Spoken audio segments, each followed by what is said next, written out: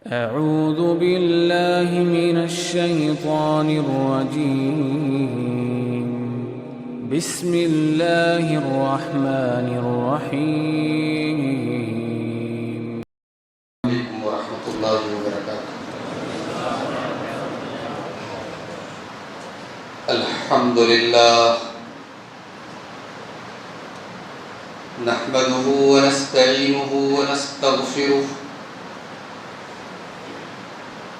ونعوذ بالله من شرور أنفسنا ومن سيئات أعمالنا. من يهده الله فلا مضل له ومن يضلل فلا هادي له. وأشهد أن لا إله إلا الله وحده لا شريك له. وأشهد أن محمدا عبده ورسوله.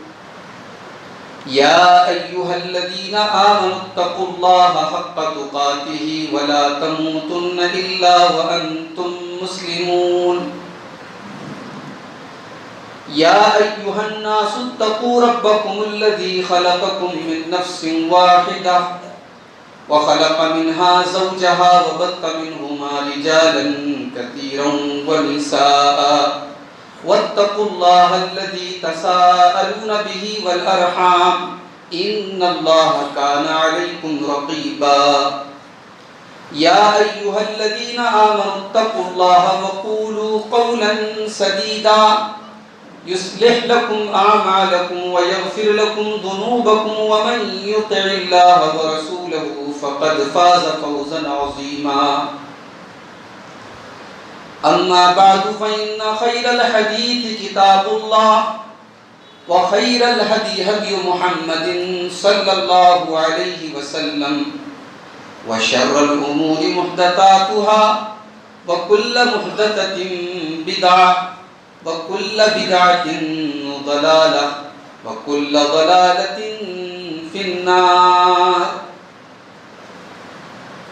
أعوذ بالله من الشيطان الرجيم. بسم الله الرحمن الرحيم.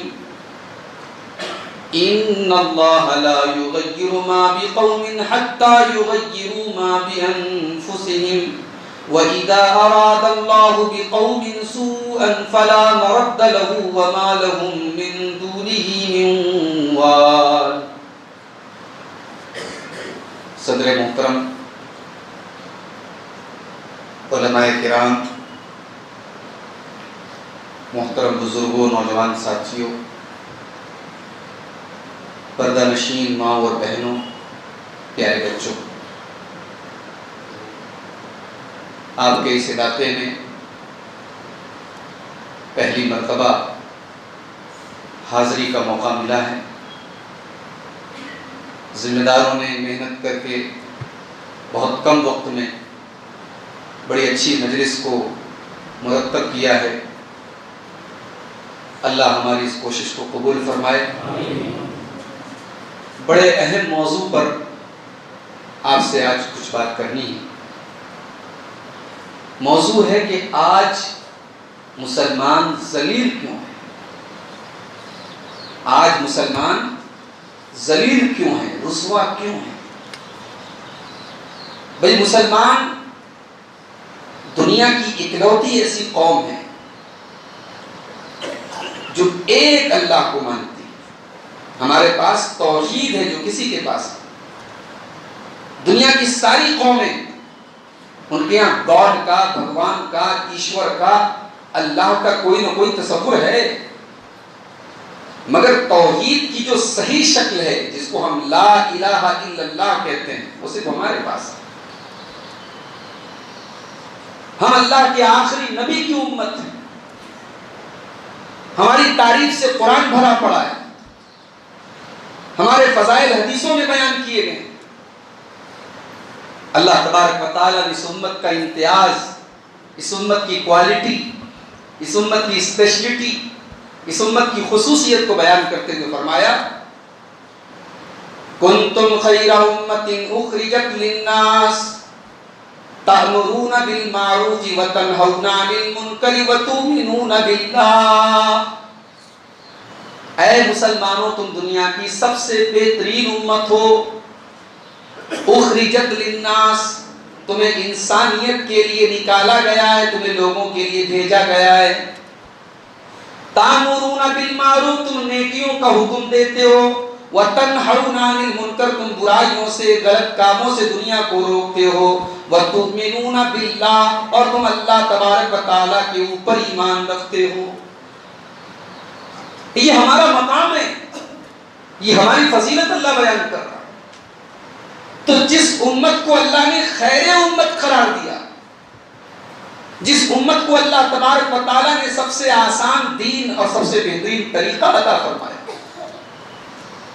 وہ امت ذلیل ہے۔ کیا یہ سوال نہیں کہ کیوں ایسا ہے؟ ہمیں تو دنیا میں سب سے زیادہ معزز ہونا چاہیے تھا، سب سے زیادہ سرخرو ہونا چاہیے تھا، ہماری پوزیشن تو دنیا میں سب سے زیادہ مضبوط ہونی چاہیے تھی، ہم کیوں ذلیل و رسوا ہیں؟ قرآن کریم اس کا جواب دیتا ہے۔ جو آیت کریمہ میں نے آپ کے سامنے پڑھی، سورہ انفال کی آیت ہے، سورہ رات کی آیت، معاف کیجیے، اللہ تبارک و تعالیٰ نے اس آیت میں کسی قوم کے عروج اور زوال کا سبب بیان کیا۔ اللہ نے فرمایا ان اللہ لا یغیر ما بقوم حتی یغیروا ما بانفسہم، اللہ تبارک و تعالیٰ کسی قوم کو عروج سے زوال کی طرف نہیں لاتا، کسی قوم کے حالات کو نہیں بدلتا، کسی قوم کو ذلیل نہیں کرتا، کسی قوم کو رسوا نہیں کرتا، حتی یغیروا ما بانفسہم، جب تک اس قوم کے لوگ اپنے کرتوت نہ بدل لیں، جب تک اس قوم کے کرتوت نہ بدل جائیں، اس کے اعمال نہ بدل جائیں، اس کی حرکتیں نہ بدل جائیں، تب تک اللہ تبارک و تعالیٰ اس قوم کے اوپر مصیبتیں نازل نہیں کرتا۔ اور یہی بات اللہ تعالیٰ نے سورہ آل عمران کی آیت میں فرمائی، ما یفعل اللہ بعذابکم ان شکرتم وآمنتم وکان اللہ شاکرا علیما، میرے بندو اللہ تم کو عذاب دے کر کے کیا کرے گا؟ اگر تم اللہ کے اوپر ایمان رکھنے والے بن جاؤ، تم شکر گزار بن جاؤ، ما یفعل اللہ بعذابکم، اللہ تم پر اپنا عذاب کیوں نازل کرے گا؟ اللہ تو نیکیوں کی قدر کرنے والا ہے، اللہ تو دلوں کے حال کو جاننے والا ہے، اللہ تبارک و تعالیٰ کو کیا پڑی ہے کہ وہ تمہارے اوپر عذاب نازل کرے گا؟ ما یفعل اللہ بعذابکم ان شکرتم وآمنتم، اگر تم اللہ کے شکر گزار بن جاؤ، اگر تم ایمان والے بن جاؤ تو اللہ تم پر عذاب کیوں نازل کرے گا؟ یہ اللہ سوال نہیں کر رہا ہے، اللہ ہمارے سوالوں کا جواب دے رہا ہے۔ اللہ بتا رہا ہے کہ اگر تم پر اللہ کا عذاب آیا ہے، اگر تم ذلیل ہو، رسوا ہو، اس کا مطلب کہ تم بے ایمان ہو چکے ہو، اس کا مطلب کہ تم ناشکر ہو چکے ہو، اس کا مطلب کہ تم نافرمان ہو چکے ہو۔ تم شکر گزار ہوتے، تم فرما بردار ہوتے، تم مومن ہوتے تو ہم عذاب کیوں نازل کرتے؟ اللہ تم کو عذاب دے کر کے کیا کرے؟ تو یہ امت ذلیل اور رسوا کیوں ہے میرے بھائی؟ اس کا جواب ہم اپنے گریبانوں میں جھانک کر کے تلاش کریں۔ ہم سوچیں کہ اللہ تبارک و تعالیٰ نے 1400 سال پہلے عرب کی سرزمین پر جب محمد اکرم نے لا الہ الا اللہ کی آواز کو بلند کیا تھا، صحراؤں میں رہنے والے، بکریاں چرانے والے دنیا کے سردار بنے، عرب کے ایک چھوٹے سے خطے کے رہنے والے دنیا پر حکومت کرنے لگے۔ ایران کے بادشاہ کے سامنے عمر ابن خطاب کا نام لیا جاتا کانپنے لگ جاتا۔ 22 لاکھ اسکوائر میل کے رقبے پر تا حد نظر جہاں تک آبادی نظر آتی تھی وہاں مسلمانوں کا جھنڈا نظر آتا تھا اور 5 ٹائم حی علی الصلاۃ کی آوازیں بلند ہوتی تھیں۔ وہ روب تھا، وہ دبدبا تھا، کیونکہ ہمارے اندر ایمان تھا، ہمارے اندر رسول اکرم کی محبت تھی، ہمارے اندر دین کی محبت تھی، ہمارے اندر دین کے لیے قربانی کا جذبہ تھا۔ وہ جذبہ آج ختم ہو چکا ہے۔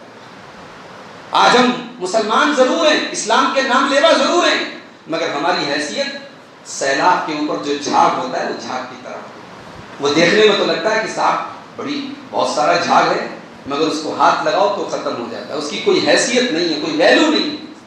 وہ حالت آج ہماری، اور یہ بات میں اپنی طرف سے نہیں کہہ رہا ہوں، یہ مثال بھی اس امت کی اللہ کے پیارے نبی جناب محمد رسول اللہ صلی اللہ علیہ وسلم نے خود دی ہے۔ اٹھائیے ابو داؤد کی روایت، حدیث کے راوی حضرت ثوبان رضی اللہ تعالی کہتے ہیں کہ اللہ کے پیارے حبیب صلی اللہ علیہ وسلم نے فرمایا یوشک الامم ان تداعى علیکم کما تداعى الاکلۃ الی قصاتها، ایک زمانہ ایسا آنے والا ہے جب دنیا کی ساری قومیں تم پر ٹوٹ پڑیں گی جس طریقے سے کھانے والے پیالے کے اوپر باری باری سے ٹوٹ پڑتے ہیں۔ دسترخوان لگا ہے اور ایک مہینے کے بھوکے لوگ لائن لگا کے کھڑے ہیں، ایک کھا کے اٹھتا ہے دوسرا لگ جاتا ہے۔ مسلمانوں تمہیں مارنے کے لیے، تمہیں توڑنے کے لیے، تمہیں کاٹنے کے لیے دنیا کی قومیں مقابلہ کریں گی کہ تو ہٹ تو میں آتا، تو چل تو میں آتا۔ یہ حالت ہوگی تمہاری۔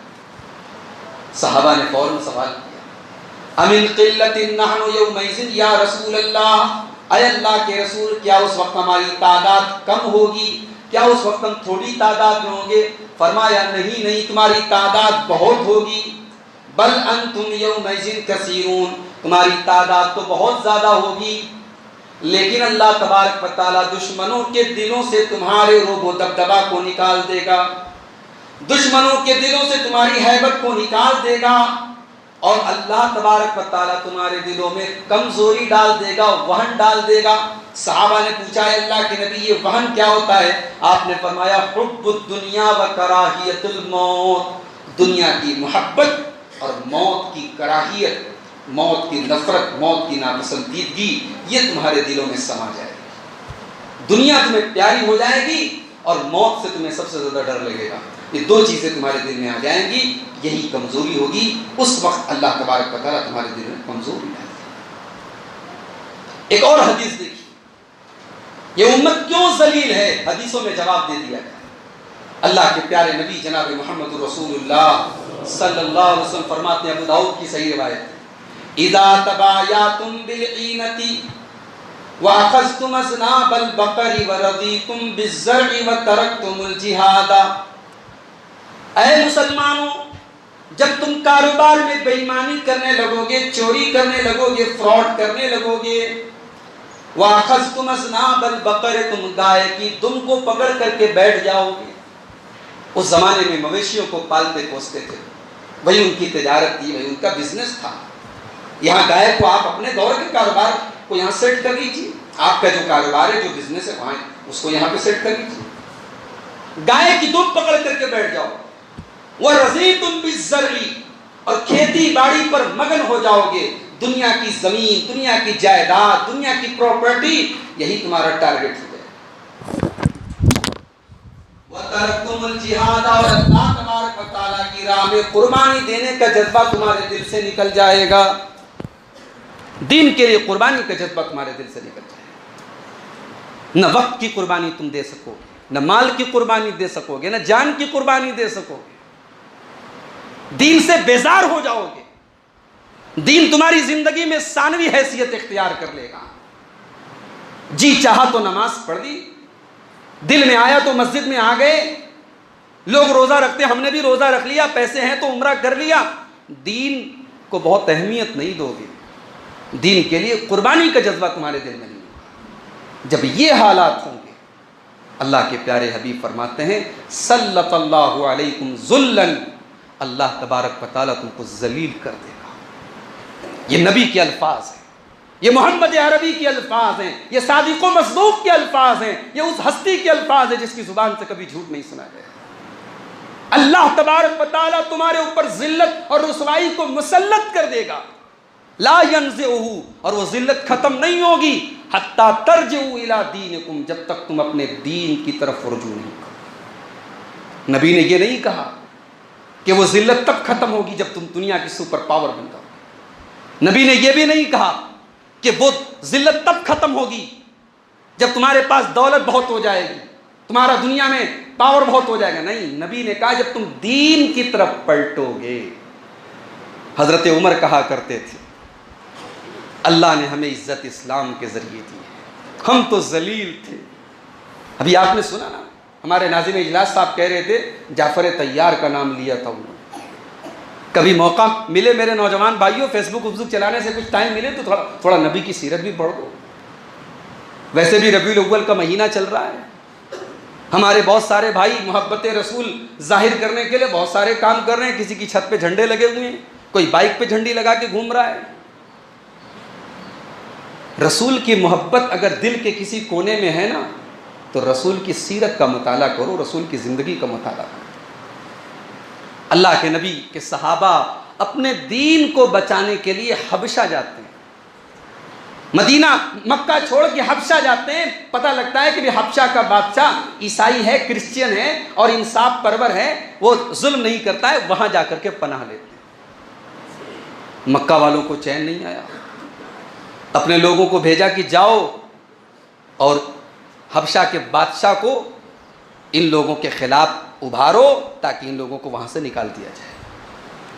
مکہ والوں نے 2 لوگوں کو اپنا سفیر بنا کر کے بھیجا، وہ لوگ آئے، حبشہ کے بادشاہ سے ملے، کہا کہ ارے بادشاہ سلامت، آپ نے کن لوگوں کو پناہ دیے؟ یہ اپنے شہر اپنے وطن سے بغاوت کر کے آئے ہیں، یہ ہمارے باپ دادا کے مذہب کو برا بھلا کہتے ہیں، اور اتنا ہی نہیں یہ آپ کے عیسیٰ مسیح کو بھی برا بھلا کہتے ہیں۔ اب بھائی مذہبی جذبہ جو ہوتا ہے نا، اس کو جب کوئی بھڑکا دے تو آدمی جوش میں آ جاتا ہے۔ بادشاہ نے کہا ایسی بات ہے، ہمارے عیسیٰ مسیح کو برا کہتے، بلاؤ ان کو۔ بلایا گیا، کہا کہ بھائی کیا معاملہ ہے؟ یہ لوگ تمہاری شکایت لے کے آئے، کہہ رہے ہیں کہ تم لوگ اپنے وطن سے اپنے باپ دادا کے دین کو چھوڑ کے بھاگے ہو، کیا معاملہ ہے؟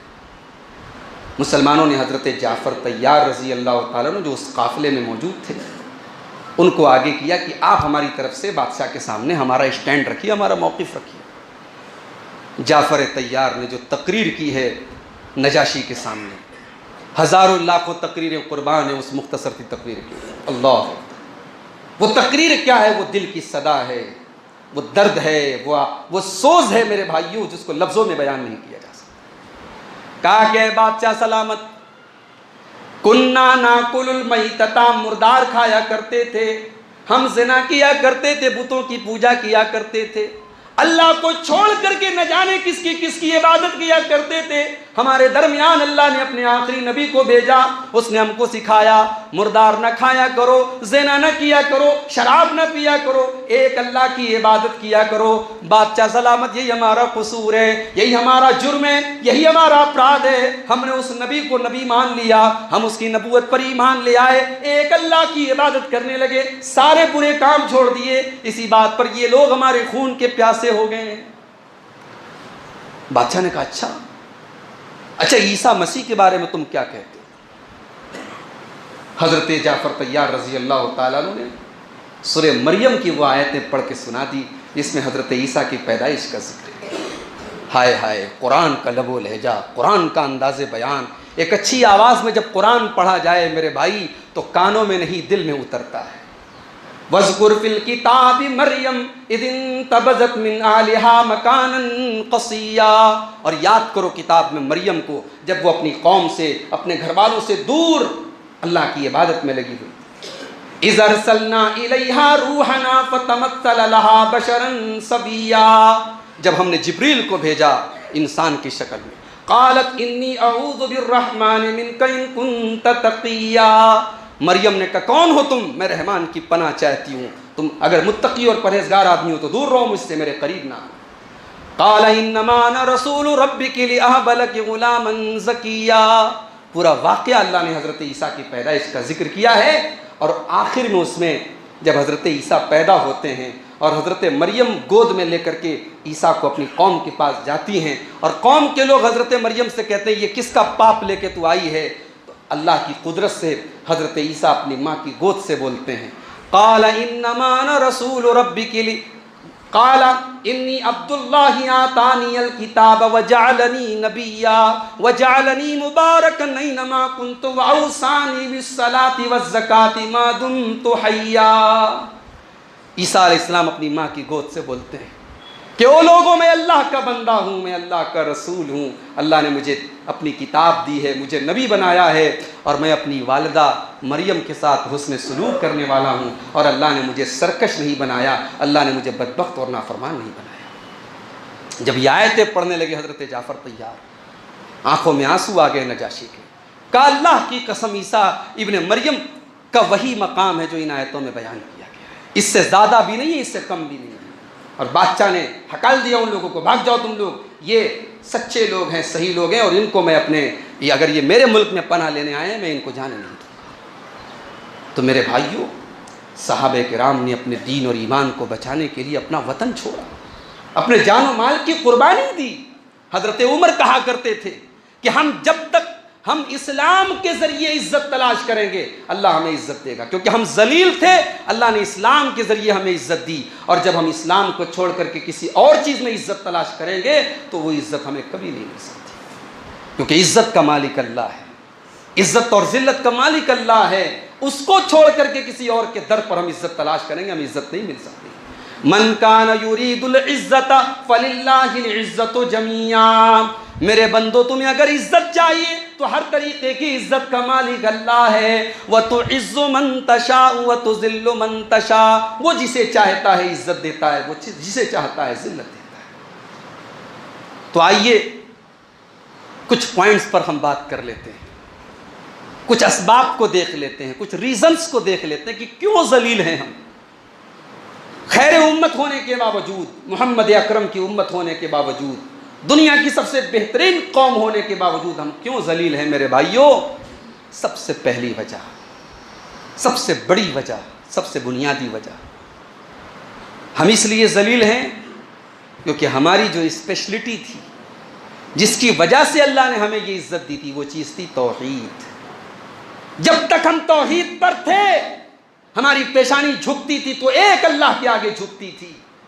جب تک ہم توحید پر تھے ہم عزت پر تھے، ہم دنیا میں معزز تھے، اور جب ہم نے توحید سے سمجھوتا کیا ہمارے سر طرح طرح کی آستانوں اور درگاہوں پر جھکنے لگے، اور اللہ کے بندوں اور اللہ کے ولیوں کی قبروں پر جا کر کے مسلمان سر جھکانے لگا اور لال کالے پیلے دھاگوں پر بھروسہ کرنے لگا۔ جب ہم نے توحید کو چھوڑا تو عزت بھی ہم سے روٹ گئی اور اللہ نے ہم کو ذلیل و رسوا کر دیا۔ اللہ نے فرمایا سورہ نور کی آیت نمبر 55 میں، وعد اللہ الذین آمنوا وعملوا الصالحات منکم لیستخلفنہم کما استخلف الذین من قبلہم وَلَيُمَكِّنَنَّ لَهُمْ دِينَهُمُ الَّذِي ارْتَضَىٰ لَهُمْ وَلَيُبَدِّلَنَّهُمْ مِن بَعْدِ خَوْفِهِمْ أَمْنًا يَعْبُدُونَنِي لَا يُشْرِكُونَ بِي شَيْئًا۔ اللہ کا وعدہ ہے ایمان والوں سے، اللہ کا وعدہ ہے نیک عمل کرنے والوں سے، اللہ ان کو دنیا میں عزت بھی دے گا، اللہ ان کو دنیا میں امن اور چین بھی دے گا، اللہ ان کے دین کو غالب بھی کرے گا۔ شرط یہ ہے یعبدوننی لا یشرکون بی شیئا، وہ صرف اور صرف اللہ کی عبادت کرے، وہ اللہ کے ساتھ کسی کو شریک نہ کرے۔ مسلمان اپنے نبی کا سکھایا گیا پہلا سبق بھول گئے، مسلمان ہو کے گلے میں تعویذ پہن کے گھوم رہا ہے، مسلمان ہو کے غیروں کے آستانوں پہ جا کے اپنی پیشانی کو ذلیل کر رہا ہے۔ نماز میں کہتا ہے ایاک نعبد و ایاک نستعین، کہ پروردگار عبادت کرتا ہوں تو تیری کرتا ہوں، مدد چاہتا ہوں تو تجھ سے مدد چاہتا ہوں، اور مسجد کے باہر نکلتا ہے تو علی کو مشکل کشا کہتا ہے، خواجہ معین الدین چشتی اجمیری کو غریب نواز کہتا ہے، اور کسی کو بندہ نواز کہتا ہے، کسی کو داتا کہتا ہے، کسی کو دستگیر کہتا ہے، اور کہنے والوں نے تو یہاں تک کہہ دیا اللہ کے پلڑے میں، اللہ کے پلے میں وحدت کے سوا کیا ہے، لینا ہے جو لے لیں گے دامان محمد سے۔ شرک کیا ہے میرے بھائی؟ شرک یہی ہے، آپ اللہ کا مقام کسی اور کو دے دیں، یہی شرک۔ یہ امت شرک کرے گی، نبی نے پیشن گوئی کی تھی۔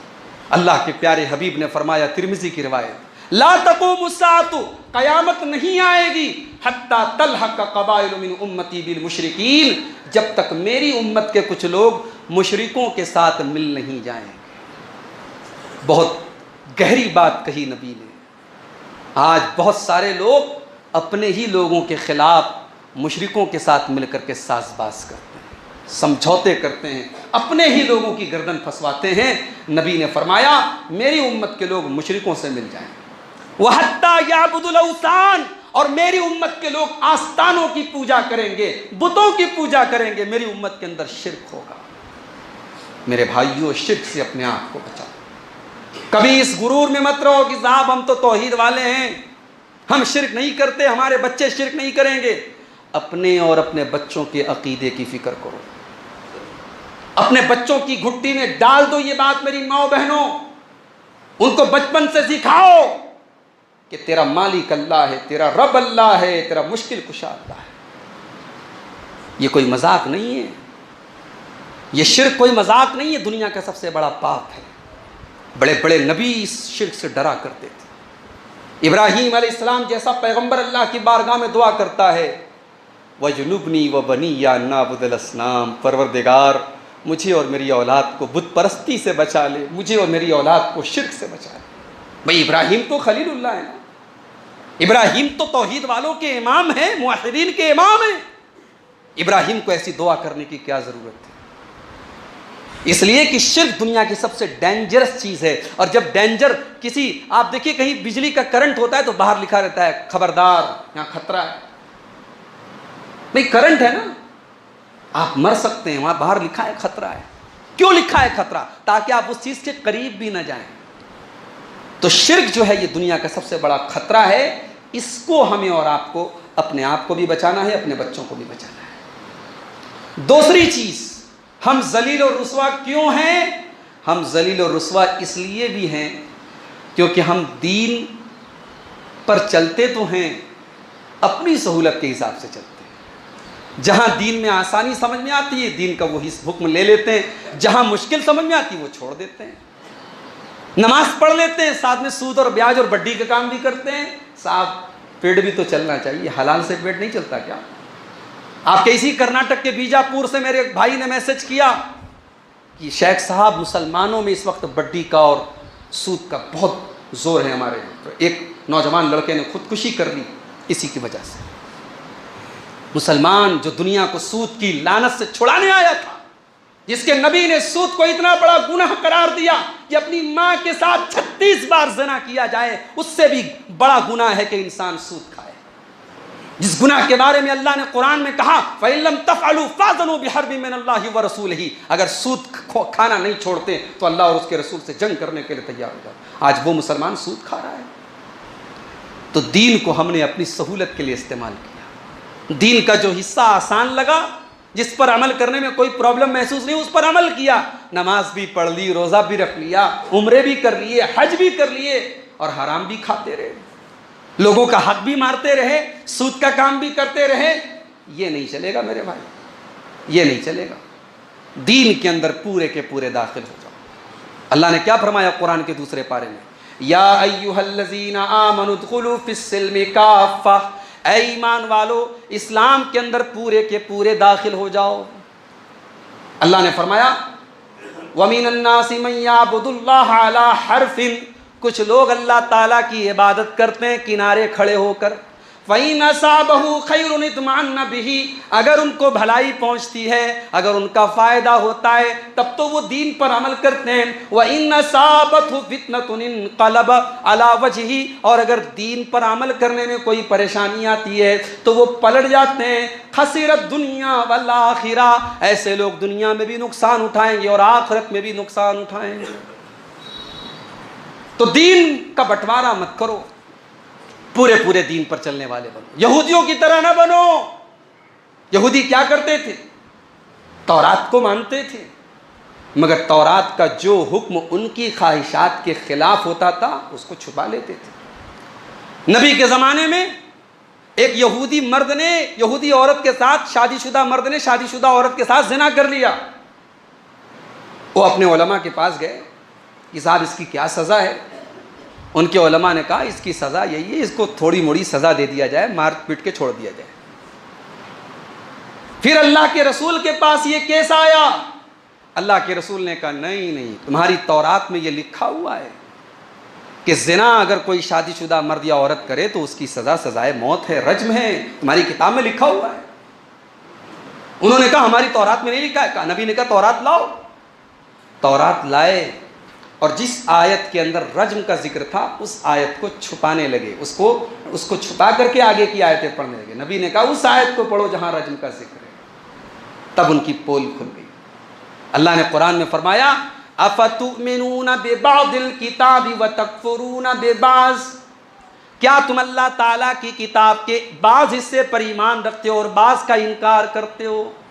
فما جزاء من يفعل ذلك منكم الا خزي في الحیات الدنیا، اگر تم ایسا کرو گے تو دنیا میں تم ذلیل ہو جاؤ گے، تم دنیا میں رسوا ہو جاؤ گے۔ جو اللہ کی کتاب کا بٹوارا کرے گا، جو اللہ کی کتاب کو اپنی سہولت کے لیے استعمال کرے گا اور اپنے پیٹ کے حساب سے اللہ کی کتاب پر عمل کرے گا، اللہ نے کہا وہ دنیا میں ذلیل ہوگا۔ آج ہم ذلیل ہیں، قرآن فیصلہ کر رہا ہے ہم ذلیل کیوں ہیں۔ اور آگے بڑھیے، ہماری ذلت کی تیسری وجہ، ہم دین پر عمل کرنے میں بھی لوگوں کی پرواہ کرتے ہیں۔ نوجوان داڑھی نہیں رکھتا ہے، لوگ کیا کہیں گے۔ ایک نوجوان چاہتا ہے کہ شادی میں وہ جہیز نہ لے، وہ شادی سمپل طریقے سے کرے، اپنی ماں سے جا کے کہتا تو ماں کہتی ہے لوگ کیا کہیں گے، باپ کہتا ہے لوگ کیا کہیں گے۔ جب مسئلہ اللہ کے دین پر اور اللہ کے رسول کی سنت پر عمل کرنے کا آ جائے میرے بھائی، تو اس بات کی پرواہ مت کرو کہ لوگ کیا کہیں گے۔ میرے نبی تو اسی لیے دنیا میں آئے تھے کہ دنیا والوں کو ان رسم و رواج سے آزاد کیا جائے جن رسم و رواج نے لوگوں کو پریشان کر کے رکھا ہے۔ اللہ نے فرمایا وَيَضَعُ عَنْهُمْ إِصْرَهُمْ وَالْأَغْلَالَ الَّتِي كَانَتْ عَلَيْهِمْ، میرا نبی تو تم کو بندھنوں سے آزاد کرنے کے لیے آیا تھا، میرا نبی تو تم کو بیڑیوں سے آزاد کرنے کے لیے آیا تھا۔ میرے نبی جب دنیا میں آئے، بیٹیوں کو کیا سمجھا جاتا تھا؟ پاؤں کی جوتی مانا جاتا تھا، بیٹی کا پیدا ہونا دنیا کا سب سے بڑا کلنک مانا جاتا تھا، بیٹیوں کو ذلت اور رسوائی کا سبب مانا جاتا تھا۔ کتنے قبیلے تو ایسے تھے وہ بیٹیوں کی پیدائش کے بعد ان کو زندہ زمین میں دفن کر دیا کرتے تھے۔ میرے نبی دنیا میں آئے، آپ نے پیغام دیا وَإِذَا الْمَوْءُودَةُ سُئِلَتْ، میرے بندو تم نے اگر کسی بیٹی کو زندہ زمین میں دفن کیا، کل قیامت کے دن اس بیٹی سے پوچھا جائے گا تجھے کس جرم میں مارا گیا، تجھے کس جرم میں قتل کیا گیا۔ نبی نے آ کر کے عورت کا مقام بتایا، نبی نے ان رسموں کو توڑا جن رسموں نے انسانیت کو شرمسار کر کے رکھا۔ میرے بھائیوں، آج بہت سارے رسم و رواج کے بندھن میں ہم پھنسے ہوئے ہیں، اور صرف اس لیے پھنسے کہ لوگ کیا کہیں گے۔ اللہ نے سورہ آل عمران کے اندر فرمایا یا ایھا الذین آمنوا من یرتد منکم عن دینہ فسوف یأتی اللہ بقوم یحبہم ویحبونہ، اے ایمان والو اگر تم اللہ کے دین سے پلٹ جاؤ گے تو کوئی فکر کی بات نہیں ہے، اللہ دوسری قوم کو لے آئے گا، اور دوسری قوم کو جب اللہ لائے گا یحبہم ویحبونہ، اللہ ان سے محبت کرے گا، وہ اللہ سے محبت کریں گے۔ جو اصلی ایمان والے ہیں اللہ ان سے محبت کرتا ہے، وہ اللہ سے محبت کرتے ہیں۔ اذلۃ علی المؤمنین عزۃ علی الکافرین، وہ ایمان والوں کے لیے نرم ہوں گے اور کافروں کے لیے سخت ہوں گے، اللہ کے دشمنوں کے لیے سخت ہوں گے۔ ہو حلقہ یاراں تو بریشم کی طرح نرم، اور رزم حق و باطل ہو تو فولاد ہے مومن۔ اللہ نے کہا ہم ایسی قوم کو لائیں گے جو ایمان والوں کے لیے نرم ہوں گے اور اللہ کے دشمنوں کے لیے سخت ہوں گے۔ یجاہدون فی سبیل اللہ، وہ اللہ کی راہ میں جہاد بھی کریں گے، ولا یخافون لومۃ لائم، اور کسی کی پرواہ نہیں کریں گے، کسی ملامت کرنے والے کی ملامت سے نہیں ڈریں گے۔ ڈرنا نہیں، مسئلہ دین کا آ جائے، مسئلہ نبی کی سنت کا آ جائے، ڈرنا نہیں ہے میرے بھائی۔ دنیا کچھ بھی کہے، اگر ہم صحیح ہے تو ہمیں اپنے صحیح پر قائم رہنا چاہیے۔ آج ہم اس لیے بھی ذلیل ہیں، آج ہم اس لیے بھی رسوا ہیں کہ ہم نے لوگوں کی پرواہ کی، اللہ کی پرواہ نہیں کی۔ ارے لوگوں کا کیا ہے بھائی، جن لوگوں کو راضی کرنے کے لیے آپ اللہ کے دین کو چھوڑتے ہیں، ایک دن آئے گا جب آپ مر جائیں گے اور یہی لوگ آپ کی قبر پہ مٹی دے کر ہاتھ جھاڑ کے چلے جائیں گے۔ کوئی نہیں آئے گا آپ کو قبر میں بچانے کے لیے، کوئی نہیں آئے گا کل قیامت کے دن آپ کو مصیبت سے بچانے کے لیے۔ وہاں آپ کے اعمال آپ کو بچائیں گے، وہاں آپ کا ایمان آپ کو بچائے گا۔ میرے بھائیوں، دین پر عمل کرنے میں کبھی کسی کی پرواہ مت کرو۔ جانتے ہو اللہ کے نبی کے دور میں ایک رسم تھی، اگر کوئی کسی بچے کو گود لے لیتا تھا تو وہ اس کے سگے بیٹے کی طرح مانا جاتا تھا۔ اللہ کے نبی نے حضرت زید ابن حارثہ کو گود لے لیا، ان کی پرورش کی، تو لوگ زید ابن حارثہ کو زید بن محمد کہنے لگے۔ اللہ نے قرآن میں سختی سے منع کیا، ادعوہم لآبائہم، جس لڑکے کی تم پرورش کر رہے ہو وہ تمہارا بیٹا نہیں ہے، تمہارے گود لے لینے سے، تمہارے ایڈاپٹ کر لینے سے وہ تمہارا بیٹا نہیں بن گیا۔ اس کو جب بھی پکارو تو اس کے باپ کے نام سے پکارو. جب یہ آیت نازل ہوئی لوگ خبردار ہو گئے, زید ابن حارثہ کو زید ابن حارثہ کہنے لگے. اس کے بعد حضرت زید کی شادی ہوئی زینب بنت جہش سے, اللہ کے نبی کی پھوپھی کی لڑکی زینب بنت جہش سے نکاح ہوا حضرت زید کا, لیکن یہ نکاح زیادہ چل نہیں پایا, 1 سال کے اندر طلاق کی نوبت آ گئی. اب جب حضرت زینب کو حضرت زید نے طلاق دے دی تو اللہ تبارک و تعالیٰ نے اپنے نبی کو حکم دیا کہ اے میرے نبی, اب آپ کو یہ کام کرنا ہے کہ آپ کو زینب سے نکاح کرنا ہے. زینب کون ہے؟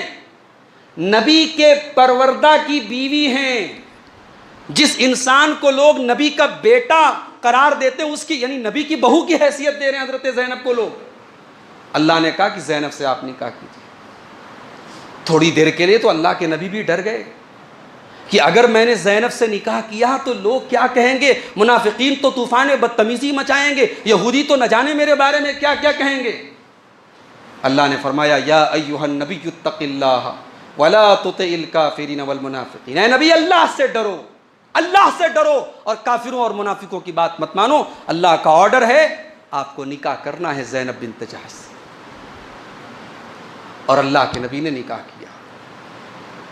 سوچو اس زمانے کی کتنی خطرناک رسم کو اللہ کے نبی نے توڑا, کتنے بڑے بڑے اعتراض آپ کی ذات پر ہوئے. نبی نے سارے اعتراض سہے مگر اس رسم کو اللہ کے حکم سے توڑا آپ نے. اور جب آپ نے نکاح کر لیا تو لوگوں نے 3 اعتراض کیا اللہ کے نبی کی ذات کے. کہا کہ صاحب انہوں نے اپنی بہو سے نکاح کر لیا. دوسرا اعتراض یہ کیا کہ سارے مسلمانوں کو تو 4 نکاح کرنے کی اجازت ہے, انہوں نے 5واں نکاح کر لیا. اس وقت اللہ کے نبی کے نکاح میں آلریڈی 4 بیویاں تھیں, حضرت زینب 5ویں. کہ سب کو تو 4 نکاح کرنے کی اجازت, یہ 5واں کر رہے ہیں. اور تیسرا اعتراض یہ کیا لوگوں نے کہ ارے اگر اس رسم کو توڑنا ہی تھا تو کوئی اور توڑتا, ان کو توڑنے کی کیا ضرورت تھی. اللہ نے قرآن میں جواب دیا ما کان محمد ابا احد من رجالکم ولکن رسول اللہ وخاتم النبیین.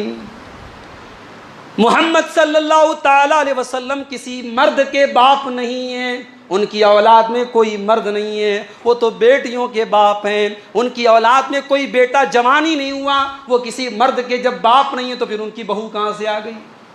جب وہ کسی مرد کے باپ نہیں ہے تو تم یہ کیوں کہتے انہوں نے بہو سے نکاح کر لیا. اور تمہارا اعتراض یہ ہے کہ سب کے لیے 4 نکاح, تو نبی نے 5واں نکاح کیسے کیا. اللہ نے فرمایا وَلَٰكِن رسول اللہ, یہ تو میرے رسول ہیں, یہ میرے حکم پر چلتے ہیں, یہ تم سے مشورہ نہیں کر کے کوئی کام نہیں کریں گے, یہ اللہ کے حکم سے کرتے ہیں. اگر انہوں نے 5واں نکاح کیا ہے اللہ نے ان کو اجازت دی ہے, نبی اللہ کا میسنجر ہے, نبی اللہ کا نمائندہ ہے, تمہیں اعتراض کرنے کا کوئی حق نہیں. اور تم یہ کہتے ہو کہ اس رسم کو توڑنا تھا کوئی اور توڑتا, انہوں نے کیوں توڑا. اللہ نے کہا وخاتم النبیین, میرا نبی آخری نبی ہے, میرا نبی خاتم النبیین ہے, میرے نبی آخری نبی بن کر کے دنیا میں آئے ہیں. اس طریقے کی ساری رسموں کو ختم کرنے کے لیے میرے نبی آئے ہیں, اور میرے نبی کے ذریعے ہی یہ رسم ختم ہوگی. تو رسم و رواج کو میرے بھائی اگر ہم اتنا فالو کرتے ہیں, مجھے نہیں پتا آپ کے شادی بیاہ میں کون کون سی رسمیں نبھائی جاتی ہیں, مگر میں اتنا جانتا ہوں کہ ہندوستان میں مسلمانوں کی اکثریت آج شادی بیاہ کے معاملے میں رسم و رواج کو فالو کرتی ہے. تو ہم ذلیل و رسوا کیوں ہیں؟ کیونکہ ہم نے دین کے اوپر لوگوں کے رسم و رواج اور لوگوں کے تانے کو ترجیح دی. جب تک ہم اس کو نہیں چھوڑیں گے ہماری ذلت و رسوائی ختم نہیں ہوگی. اور آگے بڑھیے. ہم ذلیل کیوں ہیں؟ کیونکہ ہم نے اپنا مقصد بھلا دیا. مقصد کیا تھا ہمارا؟ کنتم خیر امۃ اخرجت للناس تامرون بالمعروف وتنہون عن المنکر. تم دنیا کی سب سے بہترین امت بنا کر کے بھیجے گئے ہو. تامرون بالمعروف, تم نیکیوں کا حکم دینے کے لیے آئے ہو. وتنہون عن المنکر, تم برائیوں سے روکنے کے لیے آئے ہو. ہونا تو یہ چاہیے تھا کہ شراب کے خلاف ہم آواز اٹھاتے, ہم تو خود شراب پی رہے ہیں. ہونا تو یہ چاہیے تھا کہ مسلمانوں کے علاقوں میں کبھی زنا کے واقعات نہ ہو, مگر آج مسلمان ملک بھی صحیح کاموں میں, جن برائیوں سے ہم دنیا کو بچانے آئے تھے ان برائیوں میں آج ہم خود مبتلا ہیں، اور جن نیکیوں کا حکم دینے کے ہم دنیا میں آئے تھے اور بتانے کے لیے آئے تھے، وہ نیکیاں، ان نیکیوں سے ہم خود دور ہیں۔ تو جب ہم نے اپنے مقصد کو بھلا دیا، یہ مائک میرے منہ کے پاس لگا ہوا ہے، اس مائک کا ایک مقصد ہے، یہ میری آواز آپ تک پہنچا رہا ہے۔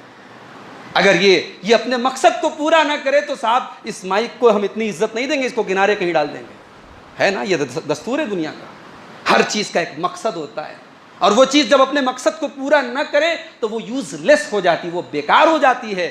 میرے بھائیوں، آج ہم ذلیل و رسوا اس لیے ہیں کیونکہ ہم نے اپنے مقصد کو بھلا دیا۔ اور آگے بڑھیے، ہم ذلیل کیوں ہیں؟ کیونکہ ہم نے نبی کے صاف ستھرے دین کو، جس دین میں کوئی ناچ گانا نہیں تھا، جس دین میں کوئی دھوم دھڑاکا نہیں تھا، اس دین کو آج ہم نے اس کی شکل کو بدل ڈالا۔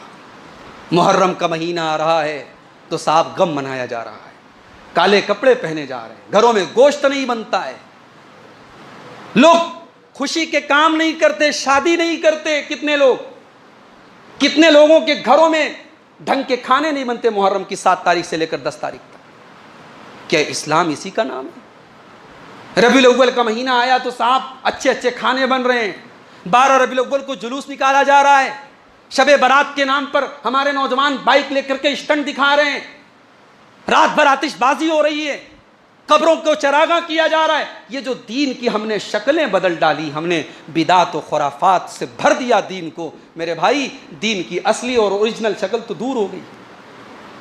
اللہ نے اس دین کو 1400 سال پہلے مکمل کر دیا تھا۔ الیوم اکملت لکم دینکم واتممت علیکم نعمتی ورضیت لکم الاسلام دینا۔ میرے بندو، میں نے تمہارے لیے اپنے دین کو مکمل کر دیا ہے۔ اللہ نے دین کو 1400 سال پہلے مکمل کر دیا، اور نبی نے جس دین کو مکمل کیا اس میں کوئی تعزیہ نہیں تھا، اس میں کوئی میلاد کا جلوس نہیں تھا، اس میں کوئی ہرے جھنڈے نہیں تھے، اس میں کوئی مزاروں پر سجدے نہیں تھے، اس میں کوئی یہ دنیا بھر کی بدعت اور خرافات نہیں تھی۔ میرے پیارے ساتھی، میرے نبی نے ایک جملے میں ساری بدعت کو ڈائنامائٹ کر دیا۔ نبی نے فرمایا، من عمل عملا لیس علیہ امرنا فہو رد۔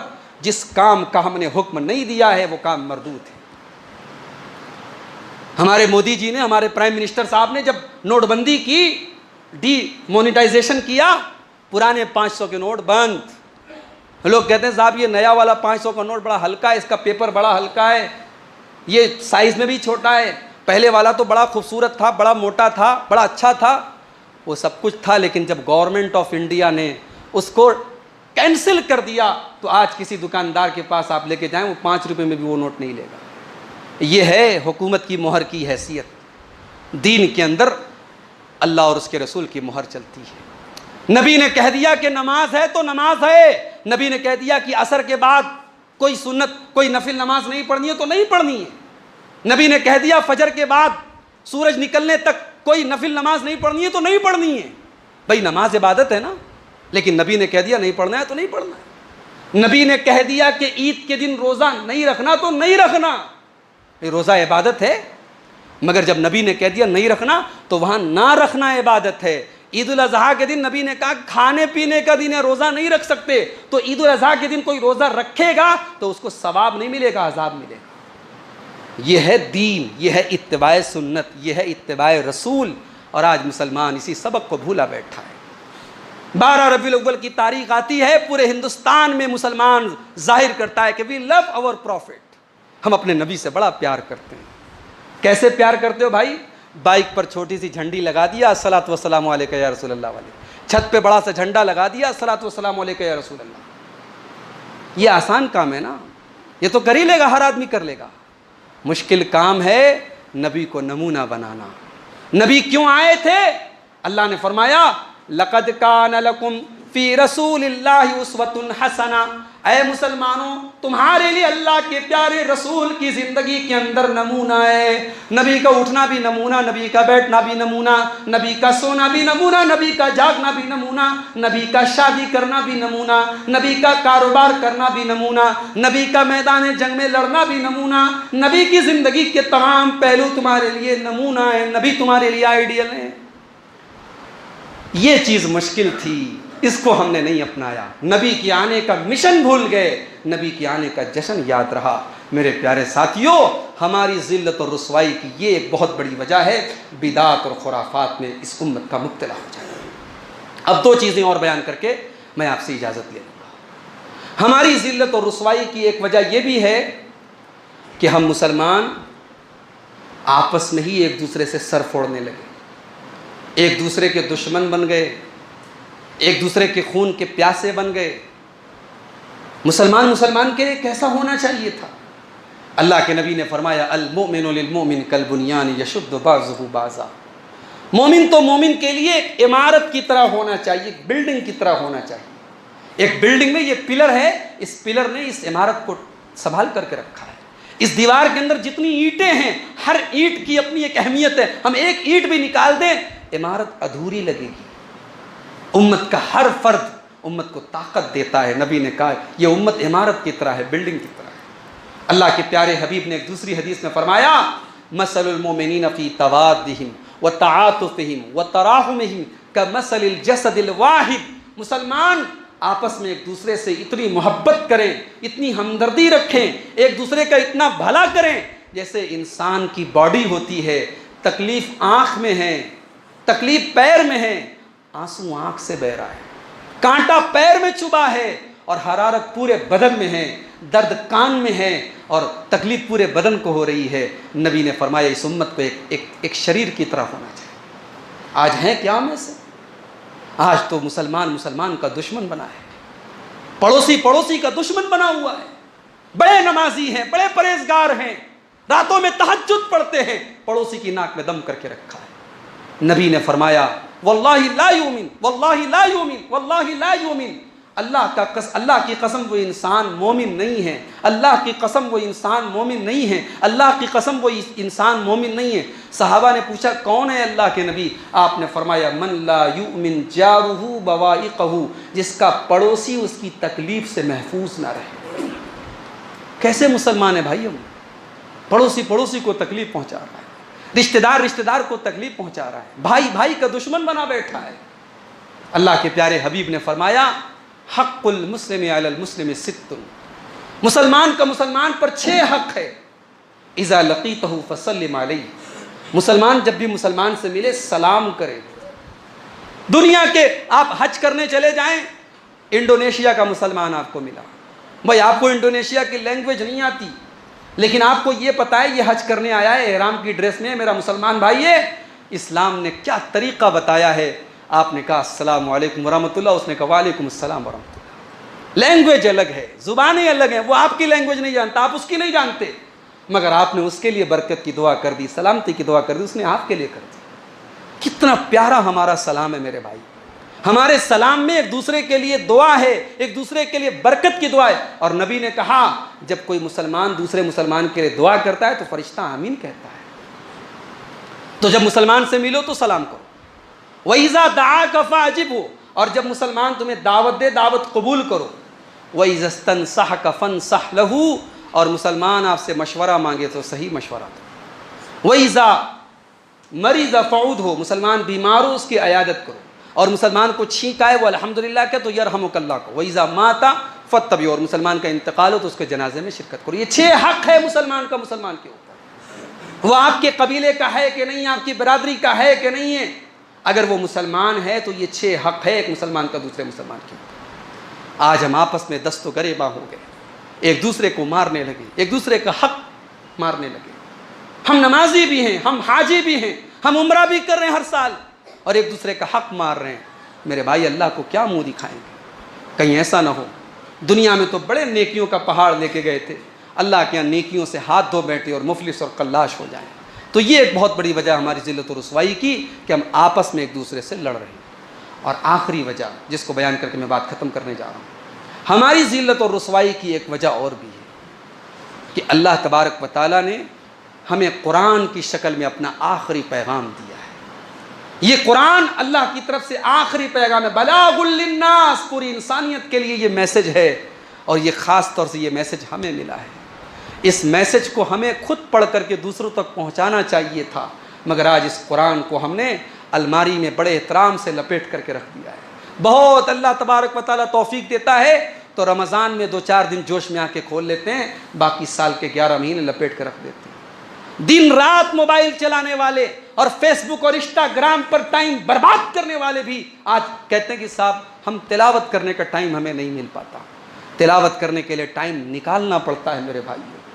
سچ بات تو یہ ہے کہ ہمارے دل آج میوزک اور گانا سن سن کر کے ہمارے دل مردہ ہو چکے ہیں، ورنہ قرآن آج بھی وہی ہے جو 1400 سال پہلے تھا، اور قرآن کی وہ تاثیر آج بھی ہے کہ اللہ نے فرمایا لو انزلنا هذا القرآن على جبل لرأيته خاشعا متصدعا من خشیۃ اللہ۔ اگر ہم نے اس قرآن کو کسی پہاڑ کے اوپر بھی اتارا ہوتا تو پہاڑ اللہ کے خوف سے چور چور ہو جاتا۔ ارے ہمارے دل کی کیا اوقات ہے، ہمارے دل کی کیا حیثیت ہے؟ ہمارا دل تو معمولی گوشت پوست کا بنا ہوا دل ہے۔ اگر آج بھی قرآن کو پڑھا جائے تو قرآن دل میں اترے گا۔ میرے بھائیوں، تھوڑا سا وقت قرآن کے لیے نکالو۔ علامہ اقبال نے بڑی صحیح بات کہی تھی، وہ زمانے میں معزز تھے مسلمان ہو کر، اور ہم خار ہوئے تاریک قرآن ہو کر، ہم نے قرآن کو چھوڑا ہے۔ اما عائشہ سے پوچھا گیا نبی کا اخلاق کیسا تھا؟ اما عائشہ سے پوچھا گیا نبی کا اخلاق کیسا تھا؟ اما عائشہ نے فرمایا نبی کا اخلاق ہو بہو قرآن تھا۔ فَإِنَّ خُلْقَ نَبِيِّ اللَّهِ صلی اللہ علیہ وسلم کان القرآن۔ قرآن پڑھتے چلے جاؤ، نبی کا اخلاق دیکھتے چلے جاؤ۔ میرے بھائیوں، قرآن کو پڑھو، قرآن کو سمجھو، اور قرآن کے اخلاق کو اپناؤ۔ قرآن کہتا ہے امانت دار بنو۔ اگر ہم بے ایمان ہیں اس کا مطلب ہم قرآن پر عمل نہیں کرتے۔ قرآن کہتا ہے سچ بولو اور سچوں کے ساتھ رہو۔ ہم جھوٹے اور مکار ہیں اس کا مطلب کہ ہم قرآن پر عمل نہیں کرتے۔ قرآن کہتا ہے اقیموا الصلاۃ، نماز قائم کرو۔ اگر ہم بے نمازی ہیں اس کا مطلب ہم نے قرآن کو چھوڑ کے رکھا ہے۔ قرآن کہتا ہے وآتوا الزکاۃ، اپنے مال کی زکوٰۃ نکالو۔ اگر ہم زکوٰۃ پراپر طریقے سے نہیں نکالتے ہم تاریک قرآن ہیں۔ قرآن کہتا ہے اللہ کی راہ میں کسی ملامت کرنے والے کی ملامت سے مت ڈرو، ہم ڈر رہے ہیں اس کا مطلب ہم تاریک قرآن ہیں۔ تو قرآن کو پڑھنے والے اور قرآن پر عمل کرنے والے بن جاؤ۔ یہ چند باتیں تھیں ذلت و رسوائی کے اسباب کے تعلق سے۔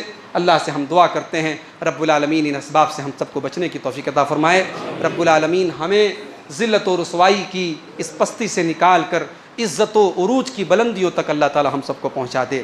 اللہ رب العالمین ہمارے ایمان و عقیدے میں جو کمزوریاں ہیں ان کو دور فرما دے۔ اللہ اپنے رسول کا سچا محب اور سچا چاہنے والا ہم سب کو بنا دے۔ اللہ اپنے نبی کی سچی محبت ہم سب کے دلوں میں ڈال دے۔ اللہ اپنے نبی کے صحابہ اور اپنے نبی کے اہل بیت کی صحیح اور سچی محبت ہمارے دلوں میں ڈال دے۔ اللہ ہماری صفوں میں اتحاد پیدا فرما دے۔ اللہ ہمیں نبی کی سنتوں پر عمل کرنے والا بنا دے۔ اللہ ہمیں جو بیمار ہیں ان کو شفائے کامل عاجل عطا فرمائے۔ جو کاروبار سے پریشان ہیں، روزی روٹی سے پریشان ہیں، اللہ ان کے کاروبار میں برکت نصیب فرمائے۔ اللہ ہمارے درمیان امن چین عطا فرمائے۔ اللہ ہم سب کو ہر ظالم کے ظلم سے اور شریر کے شر سے محفوظ رکھے۔ اللہ ہماری مساجد کی، ہمارے دینی اداروں کی، ہمارے علماء کی اور دین کا کام کرنے والے تمام دعات کی حفاظت فرمائے۔ اللہ ہمارے ملک میں امن اور چین قائم رکھے۔ اللہ ظالموں کے ظلم سے ہم سب کو محفوظ رکھے۔ جب تک ہم دنیا میں زندہ رہیں اسلام پر زندہ رہیں، اور ہم سب کا خاتمہ ایمان پر ہو، آمین۔ وآخر دعوانا ان الحمد للہ رب العالمین۔